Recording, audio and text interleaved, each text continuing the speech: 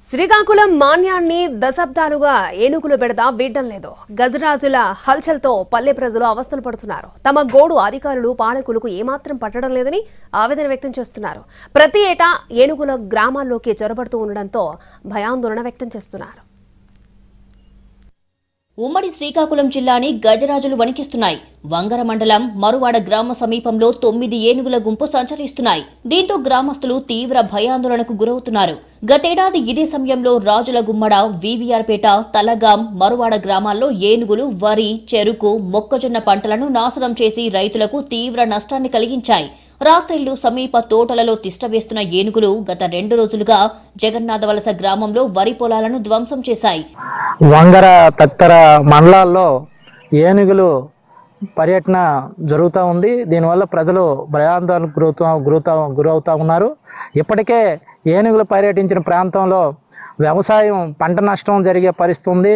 జీడి కానీ వరి కానీ ఇవాళ పంటల నష్టం జరిగే పరిస్థితి ఉంది. అలాగే ప్రాణ నష్టం కూడా జరుగుతుంది అని చెప్పేసి ఆందోళనకి ప్రజలు గురవుతూ ఉన్నారు.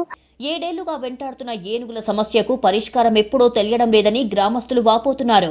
రోజు రోజుకి ఏనుగుల సంతానం వృద్ధి చెందుతున్నా, ఆస్తి ప్రాణ నష్టం పెరుగుతున్నా పాలకుల్లో మాత్రం చలనం లేదని ఆగ్రహం వ్యక్తం చేస్తున్నారు. కళ్ల ముందే పండించిన పంటలు నాశనమవుతున్నా చేసేది లేక మౌనం వహిస్తున్నారు. విజయనగరం జిల్లాల నుంచి ప్రజలు పడుతున్నటువంటి కష్టాలని నేను ప్రభుత్వానికి అలాగే నాయకులకు విన్నవించుకోవాలనుకుంటున్నాను. పార్వతీపురం మన్యం జిల్లాలో ముఖ్యంగా గత 10 ఏళ్ల నుంచి కూడా ఏనుగుల సమస్య ప్రజలను పట్టి పీడిస్తుంది. అనేక మంది రైతులు ఏనుగుల బారిన పడి మరణించడం జరిగింది. మరి అనేకమైనటువంటి పంటలను నష్టం చేసి తీవ్రమైనటువంటి నష్టానికి రైతులను గురి చేయడం జరిగింది. ఈ ఏనుగుల వ్యవహారంలో ప్రస్తుతం అటవీ శాఖ అధికారులు ఎప్పటికప్పుడు పార్వతీపురం మన్యం జిల్లా అలాగే విజయనగరం జిల్లా వంగర అప్రమత్తం చేయడమే తప్ప దీనికి శాశ్వత పరిష్కారం అనేది చూపించడం లేదు. ఎప్పుడు ఎటువైపు నుంచి ఏనుగులు తరుముకొస్తాయోనని ఏజెన్సీ ప్రాంత ప్రజలు బిక్కుబిక్కుమంటూ బతుకుతున్నారు. దశాబ్దాలు గడుస్తున్నాయే తప్ప తమ సమస్యకు పరిష్కారం దొరకడం లేదని వాపోతున్నారు.